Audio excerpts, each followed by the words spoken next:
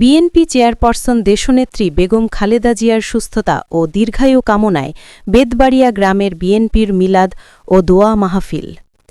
BNP chairperson দেশনেত্রী বেগম খালেদা জিয়ার সুস্থতা ও দীর্ঘায়ু কামনায় গাংনী উপজেলার কাজীপুর ইউনিয়নের বেতবাড়িয়া ৮ নম্বর ওয়ার্ড বিএনপির আয়োজনে মিলাদ ও দোয়া মাহফিল অনুষ্ঠিত। প্রধান অতিথি গাংনী উপজেলা বিএনপির সাবেক সহসভাপতি মতিয়ার রহমান মোল্লার তত্ত্বাবধানে বাংলাদেশ জাতীয়তাবাদী বিএনপি চেয়ারপারসন দেশনেত্রী বেগম খালেদা জিয়ার সুস্থতা ও দীর্ঘায়ু কামনায় গাংনী উপজেলার কাজীপুর ইউনিয়নের বেতবাড়িয়া গ্রামে বিএনপির আয়োজনে মিলাদ ও দোয়া মাহফিল অনুষ্ঠিত হয়েছে। উক্ত দোয়া মাহফিলে সভাপতিত্ব করেন বেতবাড়িয়া ৮ নম্বর ওয়ার্ড কৃষক দলের সাধারণ সম্পাদক জুলহাস হোসেন।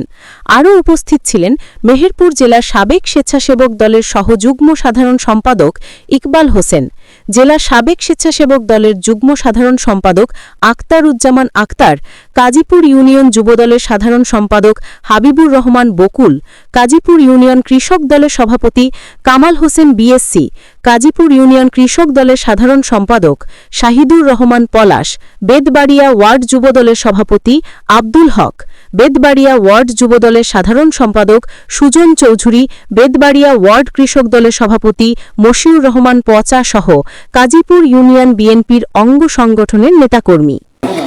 আমাদের মাঝে আরো উপস্থিত আছেন সাবেক যুবদল নেতা জনাব জহিরুল ইসলাম। আমাদের মাঝে আরো উপস্থিত আছেন বিএনপির সাবেক সাধারণ সম্পাদক জামশেদ আলী। আমাদের মাঝে আরো উপস্থিত আছেন মেহেরপুর জেলা সাবেক সহসভাপতি জনাব অসীম আলী সহ আমাদের নেতৃবৃন্দ। আমাদের মাঝে উপস্থিত আছেন স্বেচ্ছাসেবক দলের মেহেরপুর জেলার যুগ্ম সাধারণ সম্পাদক আখতারুজ্জামান। কৃষক দলের সভাপতি শিপন আলী। আমাদের মাঝে আরো উপস্থিত আছেন ১ নম্বর ওয়ার্ডের সভাপতি হেবেন। আমাদের মাঝে আরো উপস্থিত আছেন কৃষক দলের